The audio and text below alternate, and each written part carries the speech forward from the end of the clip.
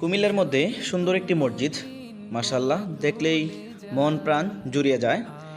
এই মসজিদের একটি বৈশিষ্ট্য হচ্ছে, যদিও সবাই জানে এটা মডেল মসজিদ, কিন্তু এই মসজিদের পাশে বিশাল খোলা মাঠ আছে।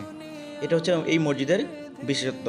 এটা হচ্ছে কুমিল্লার গুমতি নদীর পাড়ে ছত্রখিল নামক জায়গায়, ছত্রখিল পুলিশ পাড়ে একটু আগেই এই সুন্দর মসজিদটি অবস্থিত।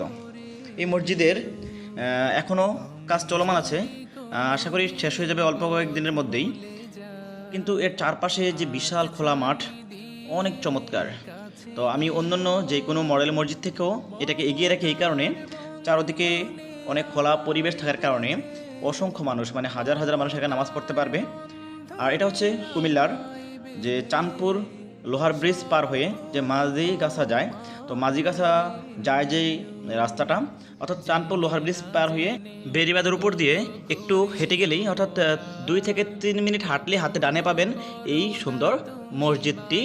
তাছাড়া আপনার কুমিল্লার যে কোনো প্রান্ত থেকে যদি আপনারা কান্দিরপাড়, চকবাজার, অন্যান্য যে কোনো জায়গা থেকে আসতে চান, প্রথমে চলে আসবেন আপনারা রাজগঞ্জ বাজারে। রাজগঞ্জ বাজারের যেই থানাটি আছে, যে এখানে থানা সবাই জানি কোতোয়ালি থানা, সেই থানার পাশে কিন্তু সিএনজি অটো পাওয়া যায়। তো এখান থেকে কিন্তু সিএনজিগুলো মাঝিগাছা যায় বা চাঁদপুর লোহার ব্রিজ, এখান থেকে প্রথমে যারা উঠবেন দেখবেন যে এখানে অটোগুলো পায় 20 টাকা 30 টাকা করে নেয়। এখান থেকে চলে আসবেন বউবাজার, বউবাজার থেকে এই রোডে যায় বউবাজার, তারপর হচ্ছে চাঁদপুর লোহার ব্রিজ, এই গুমতি নদী পার হয়ে যায় মাঝিগাছা। তো আপনারা এই যে অটোগুলো আছে এখানে উঠবেন, বলবেন যে নামবো চাঁদপুর লোহার ব্রিজের ওই পাশে বা গুমতির ওই পাশে, নেমেই যেটা রাস্তা গেছে একটা মাঝিগাছার ভিতরে চলে গেছে গ্রামের ভিতরে। তো আপনারা বেড়িবাঁধেতে নামবেন না, তো মাঝিগাছা কিন্তু বেড়িবাঁধ থেকে নেমে যায় একদম ভিতরে রাস্তা। তো আপনারা বেড়িবাঁধের উপর থেকে হাতের বামে দিয়েই একটু হাঁটবেন 2 থেকে 3 মিনিট, তাহলে আপনারা পেয়ে যাবেন এই সুন্দর মসজিদটি, বিশাল এলাকা নিয়ে চমৎকার।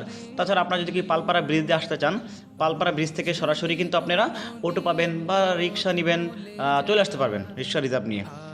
আসলে আপনাদের ভালো লাগবে, এখানে একটা পার্কের মতো, আপনারা ইচ্ছা করলে পুরো বিকাল এখানে কাটাতে পারবেন। এখানে বসে অনেক গল্প করা যায়, আর যেহেতু এখানে অনেক সুন্দর জায়গা, আপনি গাছের মধ্যে বসে মজা করতে পারবেন, গল্প করতে, আড্ডা করতে পারবেন, একটা সুন্দর একটা পরিবেশে সময় কাটবে।